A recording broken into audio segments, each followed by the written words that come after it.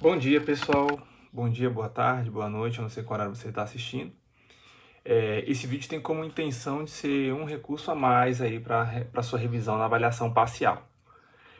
Nesse vídeo eu vou estar abordando os principais temas que vão ser cobrados. Eu vou estar comentando sobre ainda a Sociedade Açucareira, União Ibérica, os bandeirantes e o processo de mineração, a sociedade mineradora, as rebeliões, os eventos que ocorreram em torno da sociedade da mineração. E vou estar fazendo por último um breve comentário sobre a colonização inglesa na América, tá?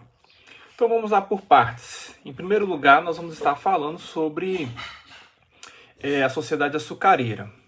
Nós já conversamos em sala de aula sobre esse assunto e a gente precisa destacar que, com o êxito nas capitanias de São Vicente e Pernambuco, o cultivo do açúcar ele foi muito importante nesse primeiro processo de consolidação da colônia portuguesa aqui no território brasileiro. Em São Vicente continuou sendo produzido a cana-de-açúcar, porém ela tinha uma qualidade inferior pelas condições de solo, etc. No Nordeste mas foi mais forte, né? Nós temos em Pernambuco, no Recôncavo Baiano, nós vamos ter em Natal, o cultivo de cana-de-açúcar lá vai ser muito forte, o plantio e a produção, tá? O açúcar brasileiro, até então, nos primeiros anos aí do século XVII, ele vai ter um êxito no mercado, uma boa produção e boas condições de lucro também.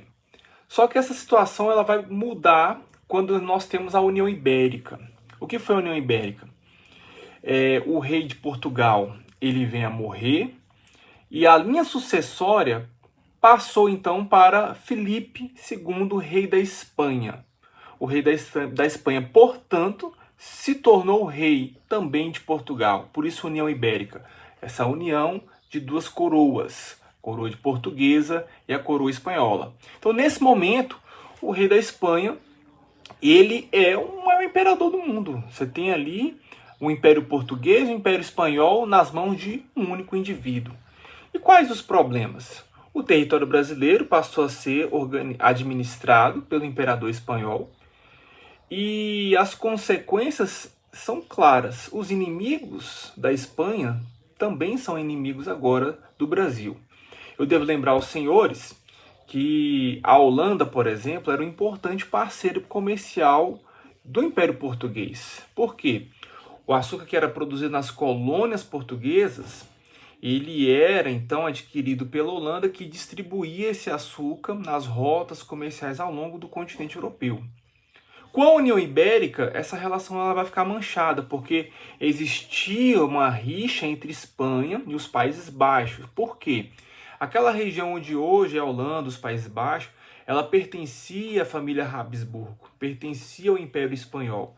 E ao longo da modernidade, por influência da Reforma Protestante, a ascensão de um novo modelo capitalista, nós temos uma emancipação e essa emancipação ela custou caro. Essa emancipação ela vai gerar um atrito entre Espanha e Holanda.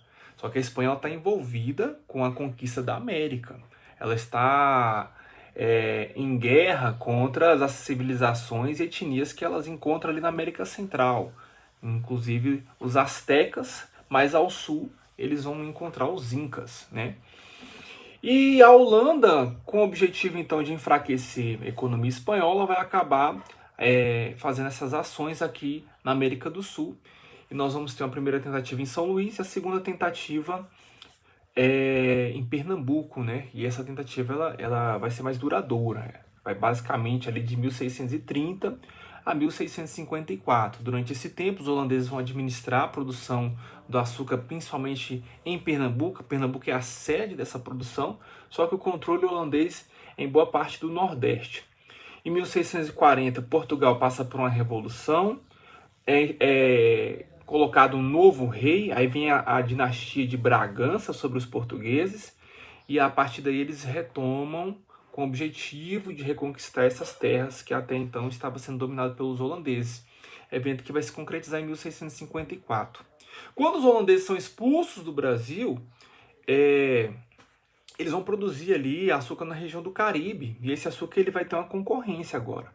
O açúcar brasileiro, que tinha um certo monopólio, produzido no Brasil, na verdade, tinha um certo monopólio, ele passa por uma concorrência com o açúcar holandês, que detém a técnica de refinamento desse açúcar e a distribuição, ou seja, um açúcar que acaba sendo mais barato.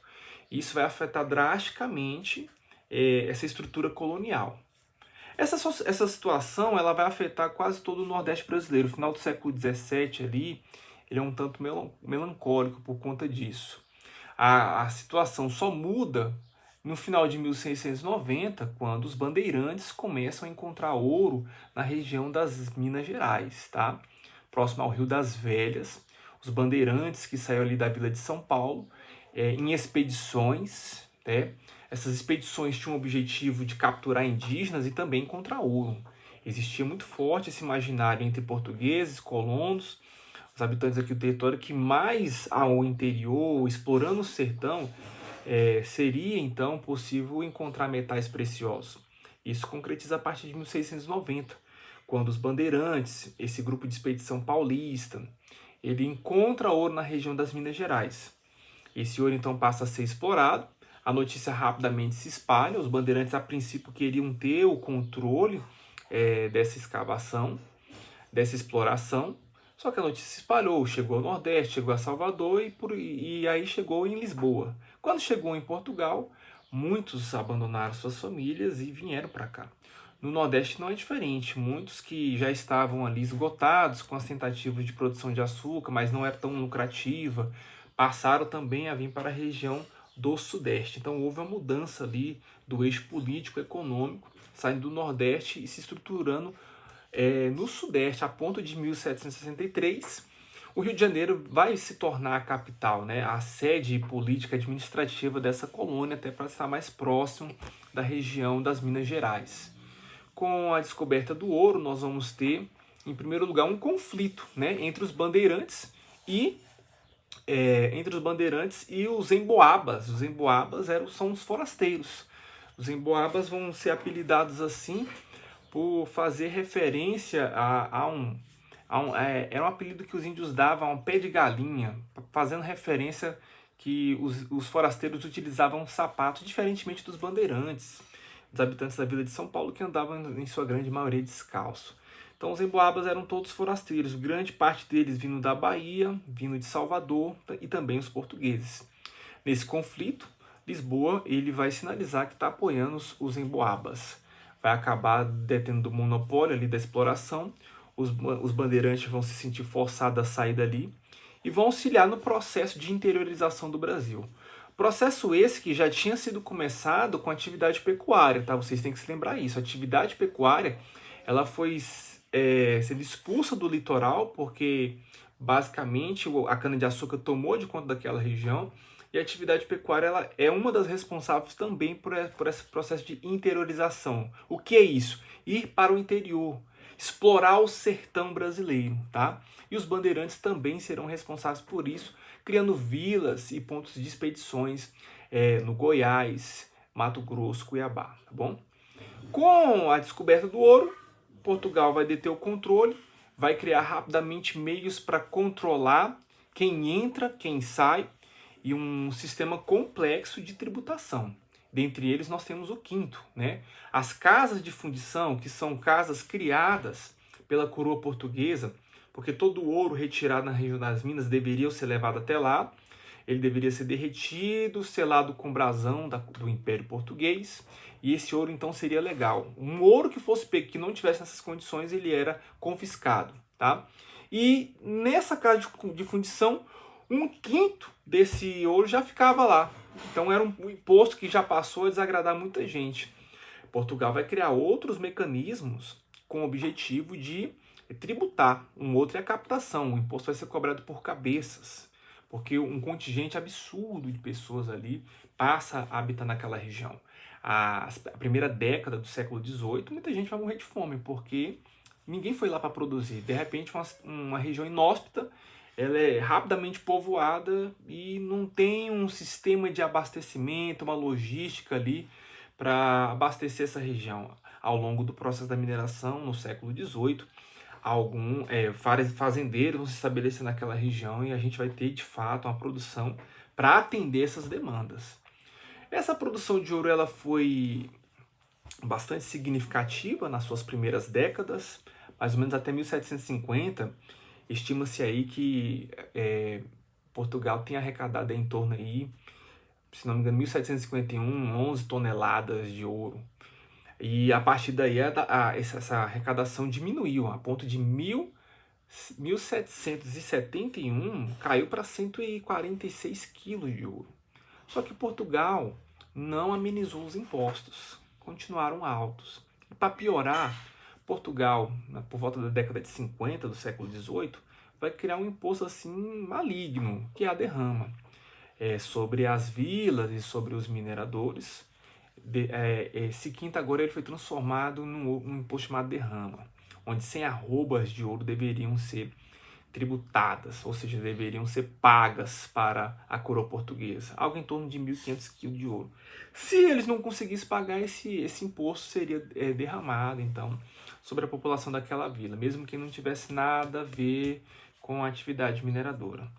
Gerou, obviamente, tá, gente, um alto descontentamento, porque como é um ouro de aluvião, é um ouro mais superficial, né, não tinha técnicas sofisticadas para explorar esse minério, rapidamente a gente foi caindo. A gente sai ali de uma crescente e um declínio absurdo, alcança a atividade mineradora e os impostos ainda lá em cima, tá?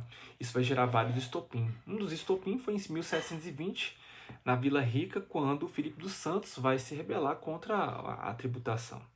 Acabou sendo pego e preso depois. E aí nós vamos ter um outro grande conflito, que é a Inconfidência Mineira. A Inconfidência Mineira, que é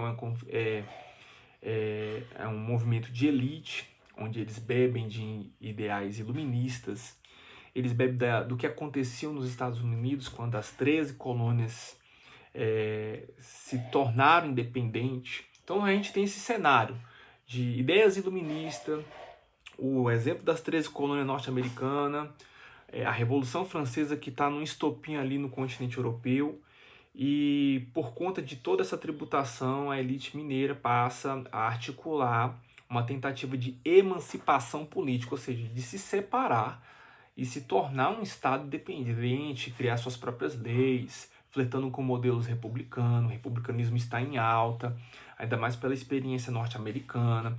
Republicanismo que passa a ser desenvolvido ali por Rousseau, né?